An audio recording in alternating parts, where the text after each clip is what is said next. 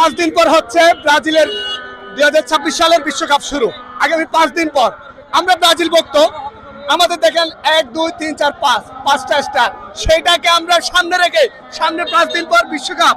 আমরা আগামী 5 দিন পর এই বিশ্বকাপের উন্মোদনা। বাংলাদেশের সবচেয়ে পরিচিত শহর হচ্ছে কক্সবাজার। এই কক্সবাজারে বিশ্বের সবচেয়ে নান্দনিক শৈল্পিক ফুটবল দল ব্রাজিলকে আমরা যারা ভালোবাসি, আমরা যারা সমর্থন করি, আমরা কক্সবাজার থেকে আমরা হলদে পাখির দল আমরা সাড়া দিতে চাই। প্রিয় নেইমার, আপনি 2026 সালে হেক্সা মিশনটা কমপ্লিট করুন। আহুদের মুখে সুনকালি দেন।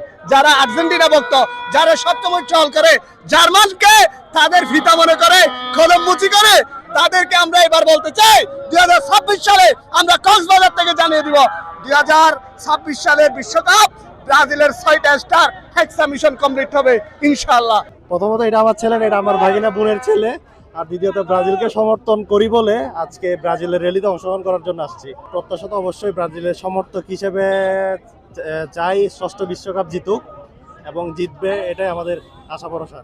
আমাদের আসলে আমরা ফুটবল মানে এটা বিনোদন, আবেগ এবং ভালোবাসার একটা জায়গা। অনেকে অনেক কিছু বলে, অনেকে অনেক মানে ব্রাজিলের যে আপনার কথা অনুযায়ী আমি বলি 7 আপের যে বিষয়টা, এটা হচ্ছে আসলে খেলার মধ্যে জয় পরাজয় আছে, এটা থাকবে। যে পরাজয় মেনে নিতে পারবে না সেটা বিনোদনে বুঝবে না বা খেলাধুলার কোনো মর্মার্থ বুঝবে না।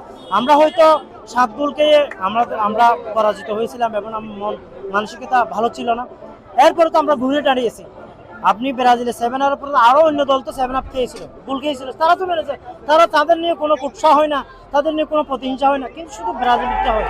আপনি ব্রাজিল যে পৃথিবীর যে সর্বোচ্চ বিশ্বকাপে অংশগ্রহণকারী একটা দল, আপনি বিশ্বকাপের সর্বোচ্চ 5বার চ্যাম্পিয়নকারী একটা দল, আপনি পৃথিবীর যত লিগ আছে, পৃথিবীর যত দেশ আছে, সেখানে আমদানি রপ্তানিকারক একটা ফুটবলার বললেই ব্রাজিলের দেশ।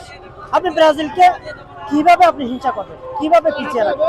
সুতরাং আমরা এইবারের যে কোচ, নতুন কোচ আঞ্চলিকতে আসার পর যে স্কোয়াড ঘোষণা করা হয়েছে, পৃথিবীর যে আলোচিত হয়েছে সেই স্কোয়াডটা দেখেন।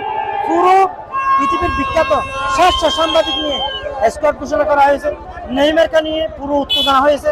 আপনি পুরো স্কোয়াড দেখেন, পুরো ব্রাজিলের অংশগ্রহণ দল থেকে কোনো উত্তেজনা নাই, শুধু উত্তেজনা আছে ব্রাজিলকে নিয়ে। 7 আপ বলে এখন জার্মানি তো 7 আপ খাইছে, জার্মানি 7 আপ দিছে আমাদেরকে, এটা কোনো সমস্যা নেই। বস নেইমার ছিল না, এখন করার কিছু নাই। 7 আপ তো দিছে, আর্জেন্টিনা তো 6 আপ খাইছে, এই কথাটা তো প্রকাশ পায় নাই।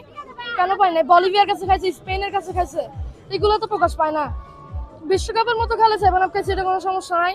নেইমার ছিল না, এটাই হচ্ছে আসলে ব্যাপারটা। আসলে আমি আসছি আসলে ফেসবুকে একটা গ্রুপে দেখেছি যে ব্রাজিল সমর্থক গোষ্ঠীদের একটা সুন্দর র্যালি হবে, তো আমি আমার ছেলেকে নিয়ে আসলে নতুন জার্সি কিনেছি, জার্সি কিনেই সাথে সাথে আমরা র্যালিতে অ্যাটেন্ড করেছি ব্রাজিলের প্রতি ভালোবাসাটা আসলে প্রকাশ করার জন্য। প্রত্যাশা ইনশাল্লাহ আমরা চ্যাম্পিয়ন ছাড়া আসলে ব্রাজিল সাপোর্টারদের আর কোনো প্রত্যাশা থাকতে পারে না। ইনশাল্লাহ আমরা এবার হেক্সা মিশন সম্পাদন করবো, ইনশাল্লাহ ষষ্ঠ বিশ্বকাপ আমরা ঘরে তুলব ব্রাজিল। এই 7 আপ বলে এটাকে নিয়ে আমরা গুরুত্ব দিই না, মাথাও কামাই না, তারপর ওরা 7 আপ বলে। 7 হচ্ছে একটি ভাগ্যবান সংখ্যা, এটা আমরা সবাই জানি। এখানে ব্রাজিলকে নিয়ে 7 আপ বলার সুযোগ আছে কেন? ব্রাজিল হচ্ছে বিশ্বের 1 নম্বর খেলোয়াড়, তার ধারে কাছে আর্জেন্টিনা অন্য কোনো দলই নেই। তাহলে যে কোনো বিষয় নিয়ে আর্জেন্টিনাকে আলোচনা হবে। ব্রাজিল জার্মানি থেকে 7টি গোল খেয়েছে, সেই জন্য এই আলোচনা হচ্ছে। যদি সেখানে আর্জেন্টিনা 7টি যে 10টিও গোল হয়, তবুও আর্জেন্টিনাকে নিয়ে কোনো আলোচনা হবে না, কারণ হচ্ছে তারা অনেক দূরের দল।